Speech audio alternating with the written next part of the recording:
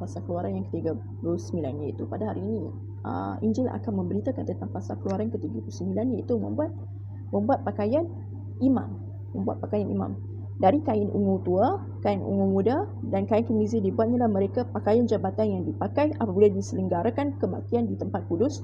Juga dibuat mereka pakaian-pakaian kudus untuk Harun seperti yang diperintahkan Tuhan kepada Musa. Dibuatnyalah baju efod dari emas, kain ungu tua, kain ungu muda, kain kemizi dan lenan halus yang dipintal benangnya, dan lenan halus yang dipintal benangnya. Okay?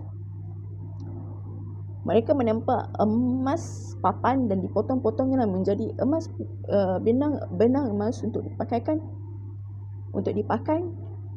pada kain ungu tua, pada kain ungu muda dan kain kemizi dan pada lenan halus buatan seorang ahli.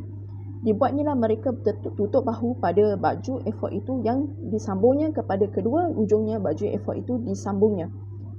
Sabuk pengikat yang ada pada baju efod itu adalah seiras yang sama buatannya dengan baju efod itu, yakni dari emas, kain ungu tua, kain ungu muda, kain kemizi dan lenan halus yang dipintal benangnya seperti yang diperintahkan Tuhan kepada Musa. Dikerjakanlah mereka permata kripsosas yang yakni dililit dengan ikat emas, diukir namanya pada nama para anak Israel. Nama para anak Israel yang diukirkannya seperti meterai. Ditaruhnya itu pada kedua tutup bahu baju efod sebagai permata peringatan untuk mengingati orang Israel seperti yang diperintahkan Tuhan kepada Musa. Seperti yang diperintahkan Tuhan kepada Musa. Okay. Dibuatnya tutup dada buatan seorang ahli. Buatannya sama dengan baju efod, yakni dari emas, kain ungu tua, kain ungu muda, kain kemizi dan lenan halus yang dipintal benangnya. 4 persegi dibuatnya itu, lipat 2 mereka. Dibuat mereka tutup dada sejengkal panjangnya dan sejengkal lebarnya. Ditatahnya mereka itu dengan 4 jajak permata yaspis merah, kripsolite malakit. Itulah janjar yang pertama. Janjar yang kedua permata batu darah, lazuri, yaspis hijau. Janjar yang ketiga permata ambar, akik dan kecubung. Janjar yang keempat permata pirus, kripsosas dan nefrit, dililit dengan ikat emas. Demikianlah permata-permata itu dalam tatahannya. Sesuai dengan nama para anak Israel, permata itu adalah 12 banyaknya dan pada tiap-tiap permata ada diukirkan seperti meterai nama salah satu suku daripada yang 12 itu. Okay? Nama suku yang daripada 12 itu. Juga dibuatnya mereka untuk tutup dada itu untai berpiling yang dibuatnya sebagai tali berjalin dari emas murni. Dibuatnya mereka 2 ikat emas, 2 gelang emas dan kedua gelang itu dipasang pada kedua tutup ujung dada. Dipasanglah mereka kedua untai emas yang berjalin itu pada kedua gelang itu di ujung tutup dada. Kedua ujung lain dari kedua untai berjalin itu dipasang mereka lah pada kedua ikat emas itu. Demikianlah dipasang pada tutup baju efod di sebelah depannya. Dibuatlah mereka 2 gelang emas dan dibubuh pada kedua ujung tutup dada itu pada pinggirnya yang sebelah dalam yang berhadapan dengan baju efod.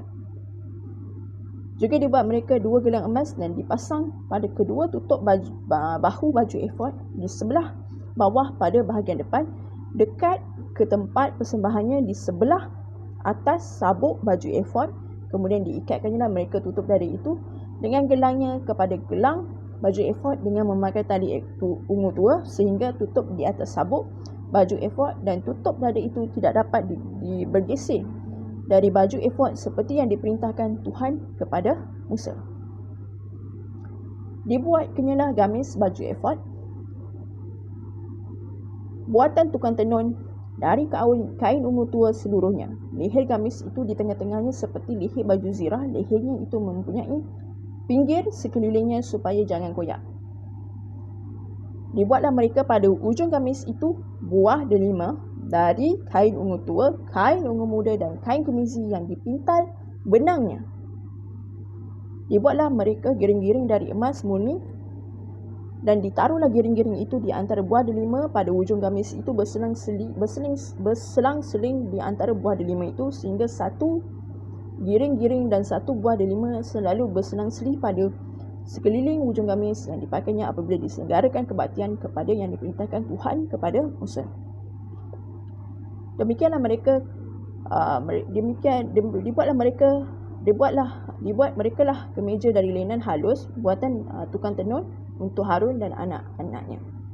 Seban dari lenang halus, desta yang indah dari lenan halus, celana lenan dari lenan halus yang dipintal benangnya dan ikat pinggangnya dari lenan halus yang dipintal benangnya, kain ungu tua, kain ungu muda dan kain kemezi dari turunan yang berwarna-warni seperti yang diperintahkan Tuhan kepada Musa.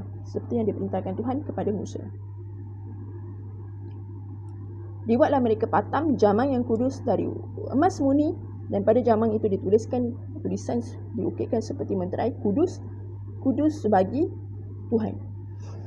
Kudus bagi Tuhan. Okay? Kudus bagi Tuhan. Dipasanglah mereka pada patam itu tali ungu tua yang mengikatkan patam itu pada sebangnya di sebelah atas seperti yang diperintahkan Tuhan kepada Musa. Pekerjaan itu diterima baik oleh Musa. Demikianlah diselesaikan segala pekerjaan melengkapi kemah suci, yakni kemah pertemuan itu. Orang Israel telah melakukannya tepat seperti yang diperintahkan Tuhan kepada Musa. Demikianlah mereka melakukannya.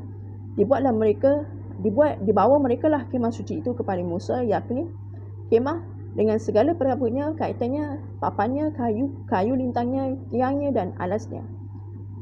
Tudung dari kulit domba jantan yang diwarnai merah, tudung dari kulit lumba-lumba, tabir penudung.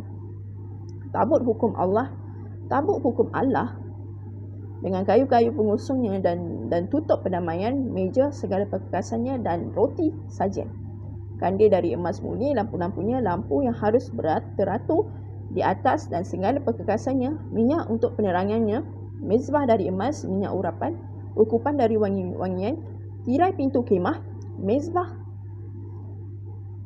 tembaga dengan kisi-kisi tembaganya, kayu-kayu pengusungnya dan segala perkakasannya, bejana pembasuhan dengan alasnya,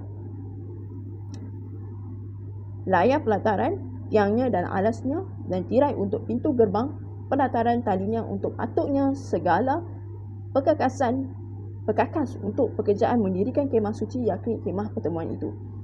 Pakaian jabatan yang dipakai apabila diselenggarakan kebaktian di tempat kudus, pakaian kudus untuk Imam Harun dan pakaian anak-anaknya untuk memegang jabatan imam. Tepat seperti yang diperintahkan Tuhan kepada Musa, demikianlah dilakukan orang Israel segala pekerjaan yang melengkapi itu. Okay? Demikianlah yang dilakukan oleh segala pekerjaan yang melakukan itu, dan Musa melihat segala pekerjaan itu dan sesungguhnya mereka telah melakukan seperti yang diperintahkan Tuhan. Demikianlah mereka melakukannya, lalu Musa memberkati mereka. Amin. Begitulah tentang fasa Keluaran yang ke-39, iaitu membuat pakaian imam, di mana yang diperintahkan Tuhan kepada Musa. Semoga Tuhan sentiasa memberkati kita dan menyayangi kita selalu, dan memberkati dan menyayangi kita selalu, dan sentiasa bersama dengan kita, dan sentiasa memberikan rezeki yang banyak kepada kita. Amin.